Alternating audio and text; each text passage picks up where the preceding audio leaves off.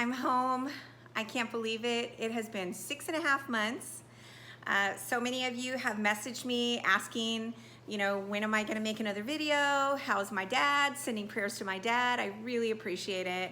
Yeah, for those of you who don't know or maybe new to the channel, in February and March through the beginning of March, my dad had a series of 6 strokes, and the doctors finally figured out it was because of the medication Eliquis that he was on. It's a blood thinner, and they quickly took him off that and put him back on warfarin, and he was fine. He stopped having strokes, but we were in the hospital I got there on March 6th, and he went into the hospital, oh my goodness, I think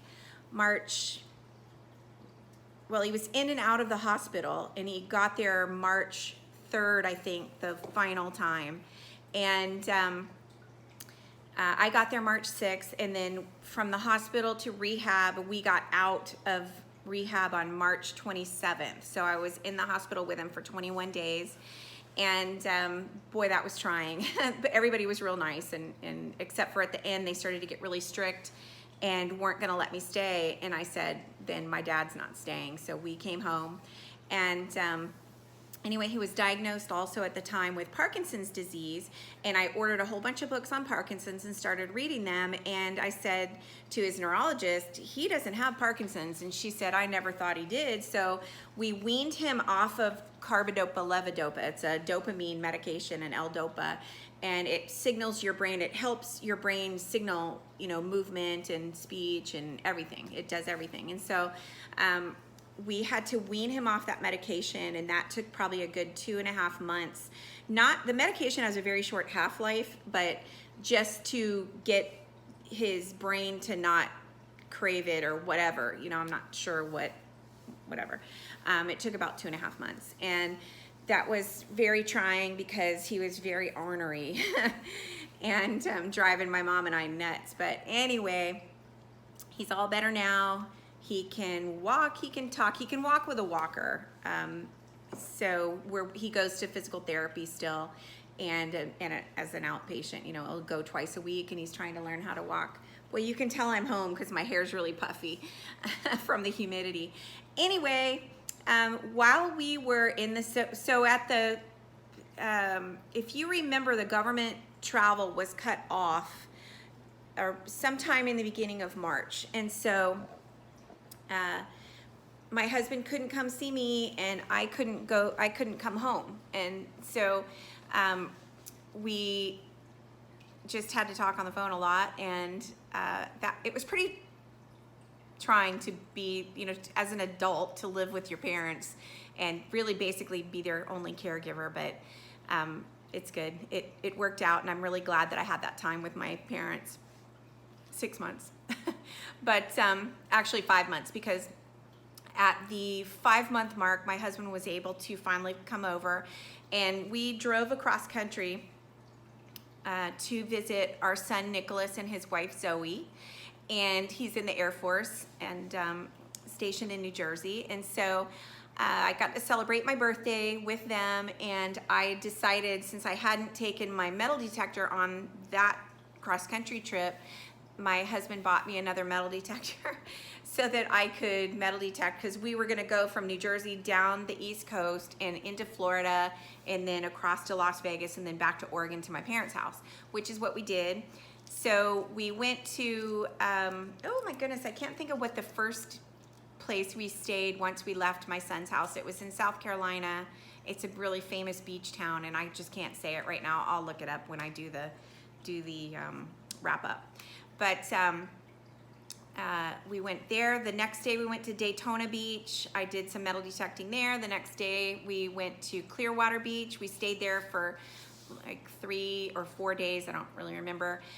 Did some metal detecting there, and then we drove across. We didn't really, we just stopped at night, and then drove across to Las Vegas, spent 3 or 4 days in Las Vegas, and then on to Oregon, where my parents live. And then about a week later, we had to get on a military flight, and it's a commercial plane that the government contracts that flew us to Yokota, Japan, and people got off, and then Iwakuni, Japan, where our daughter just moved to, and people got off, and then to Kadena Air Base in Okinawa, which is where we live. Anyway, we got the call yesterday we had to be on ROM, which is restriction of movement, for 2 weeks, and yesterday we got the call that at like 3:30 in the afternoon that we did not have COVID. We had to be tested, and boy, that's a nasty test. And so we got off restriction of movement yesterday afternoon, so thank goodness, because today I am gonna metal detect all day long. Anyway, I'm gonna do a quick wrap up of the things that I found on my trip, and then I'm gonna head out and do some metal detecting. I'll see you in a wrap up. So the first beach that we went to was Myrtle Beach, South Carolina. I don't know why I couldn't think of that earlier. And I found these 3 rings. This one has some little diamonds in it, but it looks like junk. I'll test it later and see. This, I think, says 925 in it. I don't really remember, and this says 925 on it. I don't know if it'll zoom in, but here, maybe I can zoom in like this. I can't see it without my cheaters. Anyway, so that was Myrtle Beach, and then I found a whole bunch of trash and a whole bunch of change. This is Daytona Beach. I found this junker bracelet and a little gold ring that I'm pretty sure is junk. It's super light.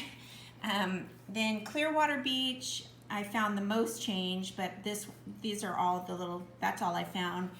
2 little charms that are junk. And then in Pensacola Beach, I found this bracelet, or I think it's an anklet. It's either a really big bracelet or an anklet, and it's broken, but I make jewelry, so I could fix it really easily. It says 14 karat gold on the clasp, but that doesn't mean that the rest of it is 14 karat, and the little pearls are just glass pearls. And then I found this little sweet car. So cute. Anyway, you know what? I might have found that car at Daytona now that I'm thinking about it. I can't remember. It was either Daytona or Myrtle Beach. But anyway, this is the change that I found. So I found $4.25. I found $2.10 in dimes. I found $1 in nickels, and then 10, 20, 30, 48 pennies. 48 pennies. And before we left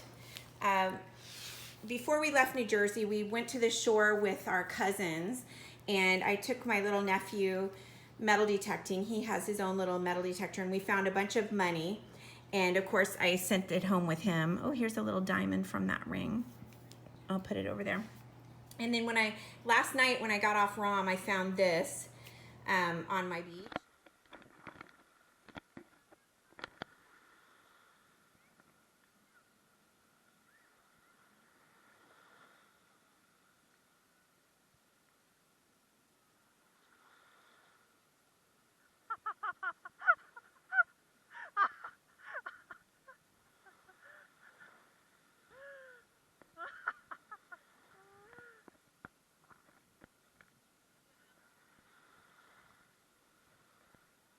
あ、でも上手よ。シンさんもっと前。そのなんか手掴むところの横、真横に置いて、足は。